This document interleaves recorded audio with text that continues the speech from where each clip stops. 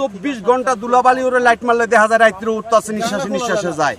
আমার ঘরের একখান টিন নাই, ওই যে ছাদের বুঝ দেখেন খারাই দেন, একখান টিন নাই, সব টিন শেট, ঘরে পানি পড়তেছে, থাকতানি না পোলাবেন লইয়া।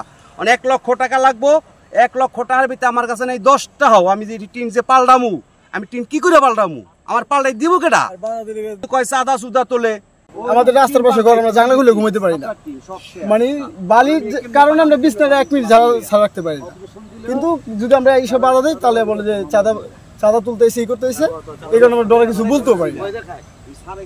আরো একবার আসছিল স্যারেরা, পুলিশেও আইছিল। অভিযানের ভিত্তিতে অবৈধভাবে মজুত করে রাখা প্রচুর পরিমাণে বালু আমরা জব্দ করেছি এবং এখানে যে একজন আসামিকে আমরা আটক করেছি। 3,77,000 ঘনফুট আমাদের সার্ভে সাহেব পরিমাণ করে দিয়েছে, এটা আমরা জব্দ করেছি।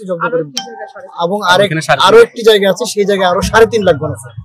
এই বালুগুলো সবগুলাই মানে হচ্ছে যে এটা অবৈধভাবে এনে মজুত করে রাখা হচ্ছে।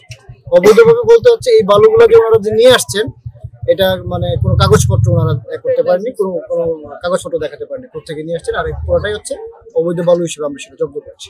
কোনো ড্রেজার নয়, আমরা আজকে ড্রেজার আমরা পাইনি। আমরা যে 2টা ড্রেজার পেয়েছিলাম, এটাকে ব্যাটারি খুলে আমরা এটা অকেজো করে দিয়েছি, 2টা ড্রেজার। আর একটা ভ্যাকুম মেশিন, এখানে এটা কি বলে, এটা ভ্যাকুম মেশিন আমরা পেয়েছি, এটা আমরা জব্দ করে আমরা উপজেলা পরিষদ নিয়ে যাবো।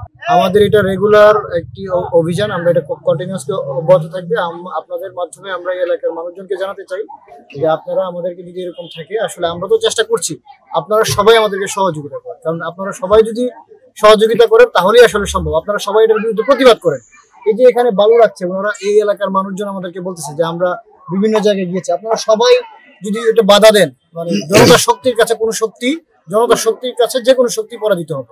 তা ওনারা সবাই যদি মানে রাস্তায় দাঁড়িয়ে যায়, এটা কোনোদিনই সম্ভব না কারো পক্ষে। অবৈধ বালু এখানে রাখা, এটা মানে লোকালিটির পাশে বাচ্চাদের আসলে অসুবিধা হচ্ছে, ছাত্রছাত্রী ছোট বাচ্চা যারা আছে তাদের, এবং এমন অবস্থা এখানে ইলেকট্রিসিটি লাইন পর্যন্ত ছুঁয়ে ফেলছে।